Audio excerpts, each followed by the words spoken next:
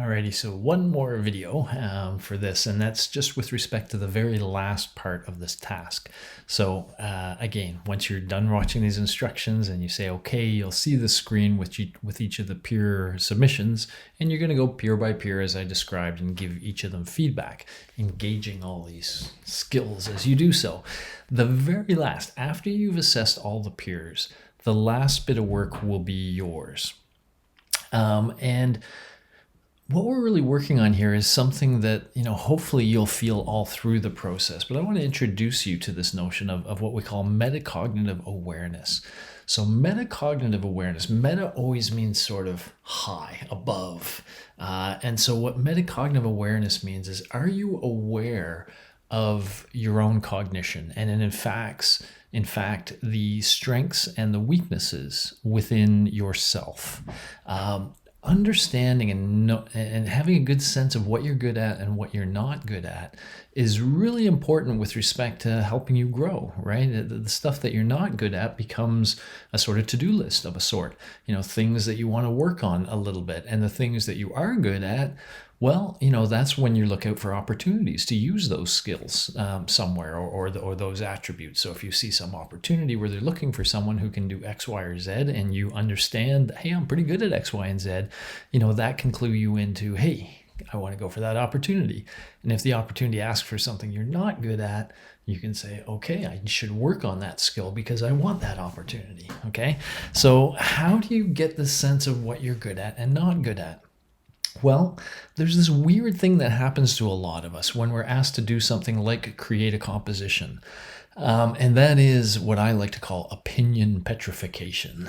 Once we say something out loud or write it on paper, it's like it becomes made of stone. It's like we believe that we can't change it at that point, that it worked really hard to get it there, and I don't want to change it. Even opinion, if I say, here, I think about it, here's what I believe about something, and then once I say it out loud, it feels like, okay, I kind of own it now, and I have to stick by it, so to speak.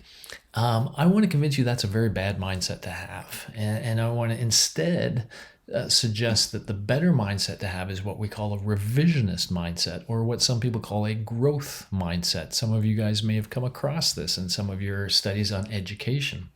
In order for somebody to grow as a person, and that's what education is all about, is helping people grow, they have to think about it as a growth process. And partly of thinking of it as a growth process is this notion that you and your work are going to continually improve. Okay. And so at any given time, your work reflects who you were at that time. But it's more like a draft of where you are then. And every time when we're doing work, and let me be explicit now. So you did a bunch of work and you submitted this create composition. I want you now to really view that as a draft. It's something that's open to improvement. And in order to improve it, you have to see the strengths and weaknesses of it. The peer scholar process is going to unveil some of these for you, but just this part, being able, first of all, to see what some of your peers did, and hopefully seeing some who are doing really well. When you read their work, you think, oh, that's what he wanted. I think I get it now. I see an example. Learn from that and think about, what does that person do that I didn't do? What are things I can learn from them? And even in the ones that weren't very good compared to yours, look at yours and say, what did I do better than that person? And start to get a sense of how your work compares. And that's developing your metacognitive strength, to be able to look at yourself with that sort of impartial lens and say, yes, I wrote that, but that was a draft and it can be better and I want to make it better. And that's the mindset I really want you to have. So I call it revisionist. Most professors and scientists learn to do this while they're graduate students, because we're writing papers that are always drafts and we're making them better and better before we're finally ready to submit them. And so we learn to think of everything in life as sort of a current draft. This course that you guys are experiencing, this intro psych course, is my current draft of the course.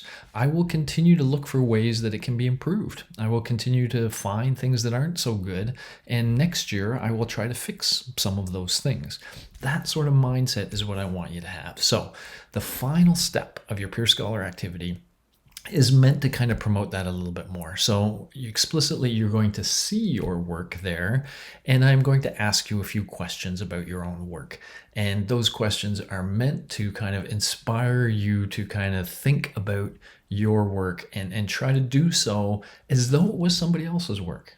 You know, that's the kind of trick. Try to pretend somebody else wrote that. Now, you just read a bunch that were from somebody else. Pretend yours is from somebody else. What would you tell that person?